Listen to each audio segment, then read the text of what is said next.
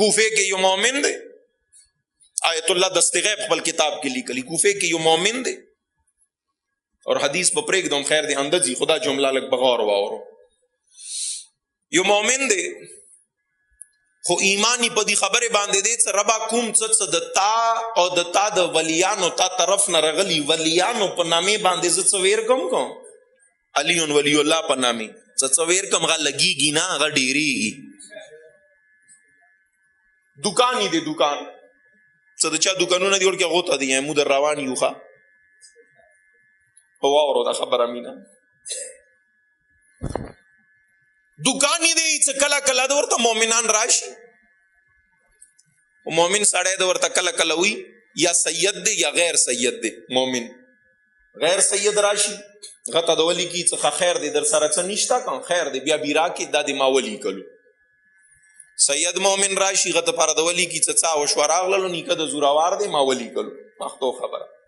او لفظ باور جمله کا خوان دی دیر کلک زبان او خود سوا عزتمنو قسم دی آیت الله دست غیب دی ایڅ کومه کھاتا څه د نورو خلکو غنه دا کھاتا بداله پدیوا څه پاسه نامه بد غسړی بینه لیکله پاسه دی ولی کلو یا علی دا کارزا متا باندې وا وخته د تا منون کې د تا نسل نه یو بچی دو یا منون کې درغله او دا کارزا ما ہویا تابع وا وقت یا علی پاس علی گلی تو مولا علی کے نام کھاتا. عمر د تیریگی کلی کے مشہور دے پاندی خبر باند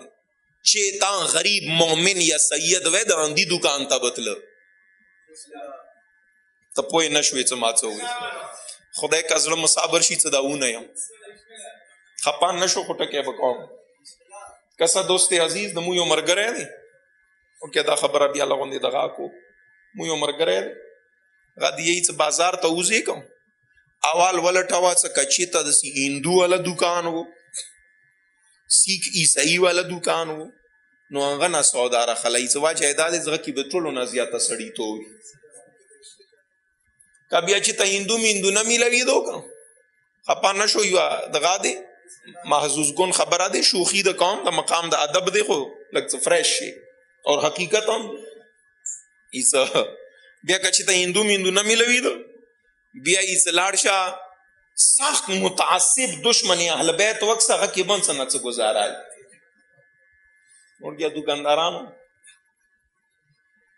اور غد بادی سے کڈیرہ مجبوری ہوا کڈیرہ مجبوری ہوا نه داسې متعصب سړی او نه هندو نو احتیاط مستحب دا دی چې غیورې چې صبر وکړه خو که ډېره مجبوري وه ډېر ناکامه نه داسې بینماز غوندې شي ته لاړ کیدای شي څه لږه ګزاره وکړي خو غان څه ته راځې څرمن بي درنه کوزه کړي.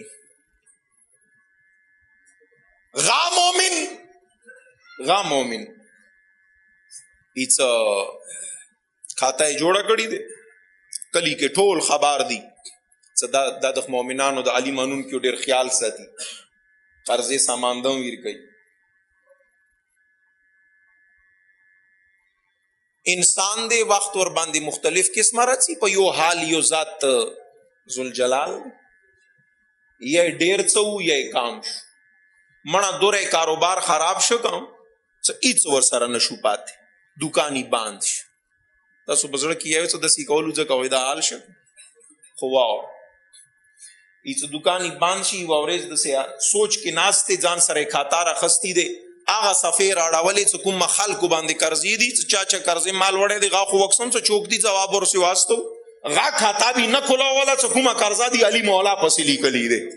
خو آغا خلک څه کومه نامې لیکلي وي د خلکو غا کھاتا کھولاو غړي دي عزت منو یای څه دی اڑاولا دی کې اچانک یو دشمن اهل بیت ور مې پتیری دو شو ورته دی یای څه څنګه چال له مو ته خود څه قرضا را کوله د مو نامه د لیکلا او څه بیا د خپل راغه بیا د علی نه مالی کله اوس علی راشي بیا درته دکان جوړ کیگا توجه نه دی دوستان راشي علی تا خو ډېرې کھاتے دغه په نامې کھلاو غړي روغه کھاتا څه شو علی اوس درته قرضې ادا کیگا دی ورته مخ راتاو کو خپل نوک جوک وشو خو زړه کې خبره خو راغله خبره خو د خاګه یا علی ما خو تابا نه قرضا کھاته ټاپی کا لاړ کورت نه چا سره خبره نه اتره ماښام شو ته څملاستو خوب کې د مولای کائنات کسی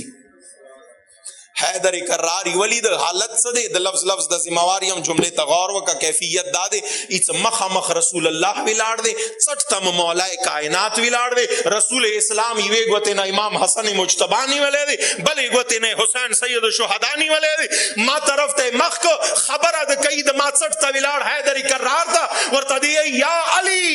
اڅ تا سره توجه سوال درته کوم اڅ د تا په نامې د موی و مانون کی کاتاوا غطا د خپل کارزاسته ولی دی کنه ایڅ مولای کائنات د سپینا غوندي تھیلاوه ما مختاو کو څه د خبره د چاته کوي